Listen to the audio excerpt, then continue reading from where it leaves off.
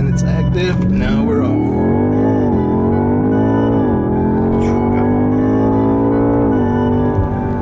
Damn.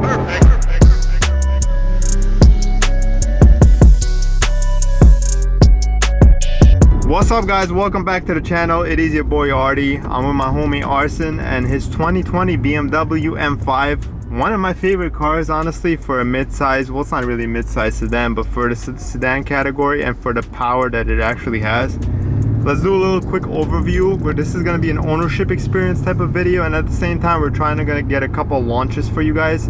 So the 2020 BMW M5, 600 horsepower, 533 pound-foot of torque out of a 4.4 liter twin turbocharged V8 with an 8-speed automatic transmission and some paddles right behind your steering wheel. Yeah. Go ahead, boss, start talking. How you like your car? I love it. Any complaints or just all love? There's a couple of little minor things, but mostly love. 99% love. 99 problems, but what problems you got with it? Nothing major, just the seat coolers don't really work, and this whole center console media thing has a brain fart once in a while. Okay, now the thing with the M5, you could disable all-wheel drive and have it all in rear-wheel drive, correct? Yeah. All gears, correct? All gears. I believe Mercedes, the AMG GT63, if you put it in rear-wheel drive after the third gear, it puts all-wheel drive back in. So this is good. You could actually put down and enjoy it. Yeah, I can slide it, drift it, slide it, do whatever you want to do. I can go 150 in rear-wheel drive. Comfort-wise, super comfortable car, right? Yeah, it's comfortable. Have you been when on? You want it to be, and it's. How many miles you got? 5,000. God damn, bro, you've been driving this. Yeah, you want to drive it. You don't want to.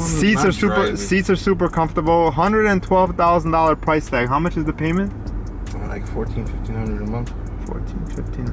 0 to 60 is in the low threes. Competition is 17 horsepower more than this, and I'm like, it's crazy because you're looking at numbers. Like, I own an old M3. You look at numbers and it's like 600 horsepower for a sedan is nothing now, right? 617 they have in stock mode, where if you tune that car, it's gonna be 750 horsepower. Easy. And that's power right there for a sedan, for all of the space that you have here in trunk. These bolsters are super comfortable. Yeah, you can tighten them up. Interior quality with You can bring this part up where it hugs you like a race car. the back like this. Yeah. Freaking amazing car, man. Amazing car. Let's try to figure out where we could actually play around a little bit with this car and see how much it could put down. If there's any kind of... There's a spot over here.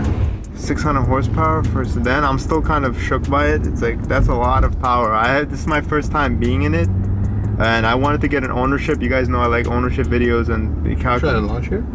If you want to try launch it. Why not? Let's see. So what do you got to do? Turn off the AC menu. Alright. Put it on M1. Kick it into manual. Put the gears all the way up. Turn the DSC all the way off. And then press the brake really hard. And you press the gas as hard as you can. And it's active. Now we're off.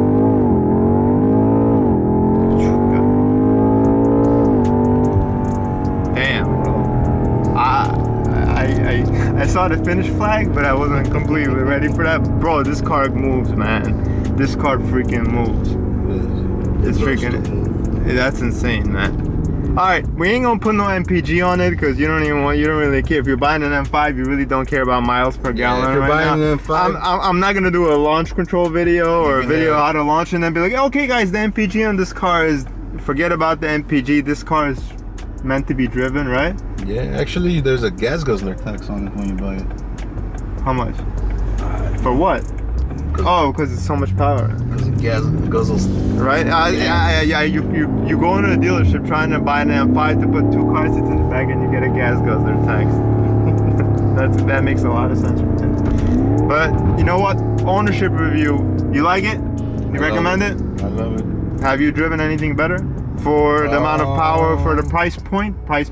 No. I honestly haven't Maybe been the E63, but I mean, I haven't, yeah. It has to be the Have you been in the AMG GT?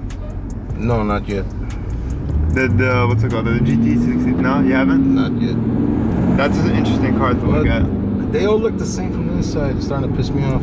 Yeah, no, this looks good, man. But we're gonna get the new BMW M5s coming right now. Did you see the footage of it? The pictures of it with the new grills? I love this body style. I don't know why this the body only thing style. I regret is not getting the competition package. Next time, man. Next time, buddy. But that's that, guys. We're gonna conclude this video. We're gonna make it short to a point. We showed how to do launch control. That was a success. I know he had a little bit of issues when he initially got it. He put the 1200 miles to unlock it, and then you had problems with trying to activate it initially. Yeah. Press the brake really, really hard. That's the key. Yeah. And just follow the steps. I'll put them also up on the screen, guys. If you want a BMW M5, either go this route or go all the way back to E39. Keep it classic.